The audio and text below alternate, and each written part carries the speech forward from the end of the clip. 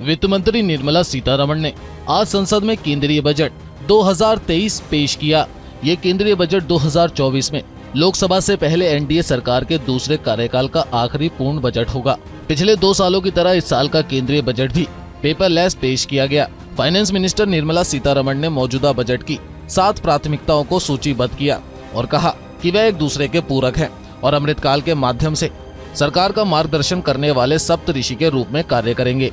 अमृतकाल शब्द का पहली बार इस्तेमाल पीएम नरेंद्र मोदी ने 2021 में 75वें स्वतंत्रता दिवस समारोह के दौरान 2047 तक 25 साल की अवधि को चिन्हित करने के लिए किया था, जब भारत आजादी की एक नई सदी मनाएगा और ये अगले 25 सालों के लिए सरकार का रोड मैप तैयार करेगा। आइए आपको सरकार की उन 7 प्राथमिकताओं से रूबरू कराते हैं, जो इस प्रकार हैं।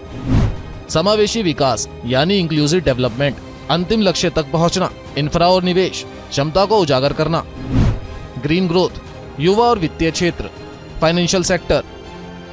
समावेशी विकास के महत्व पर प्रकाश डालते हुए सीतारमण ने कहा कि सरकार की सबका साथ सबका विकास की नीति से महिलाओं, अनुसूचित जाति, अनुसूचित जनजाति, अन्य पिछड़ा वर्ग और अन्य वंचित वर्गों सहित कई वर्गों को मदद मिली। उन्होंने ये भी कहा कि ग्रीन ग्रोथ भारतीय अर्थव्यवस्था की कार्बन तीव्रता को कम करेगा और साथ ही युवाओं के लिए रोजगार के बड़े अवसर भी प्रदान करेगा। वर्तमान वर्ष के लिए हमारी अर्थव्यवस्था की वृद्धि दर 7% रहने का अनुमान है। ये विश्व की बड़ी अर्थव्यवस्थाओं में सबसे अधिक है। प्रति व्यक्ति आय दोगुनी से अधिक बढ़कर 1,97,000 रुपए हो गई है। इन 9 सालों में भारतीय अर्थव्यवस्था दुनिया में 5वीं सबसे बड़ी अर्थव्यवस्था के रूप में बढ़ी है।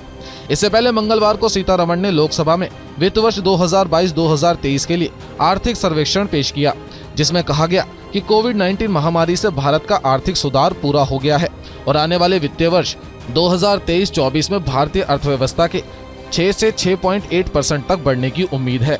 काले और सुनहरे बॉर्डर वाली लाल साड़ी पहने सीतारमण ने 2019 में तय की गई परंपरा को जारी रखा। बजट भाषण को बही खाते में रखा, जिसे उन्होंने ब्रीफकेस छोड़ने के बाद इस्तेमाल किया। उन्होंने लाल बही खाता स्टाइल पाउच में एक डिजिटल टैबलेट रखा था।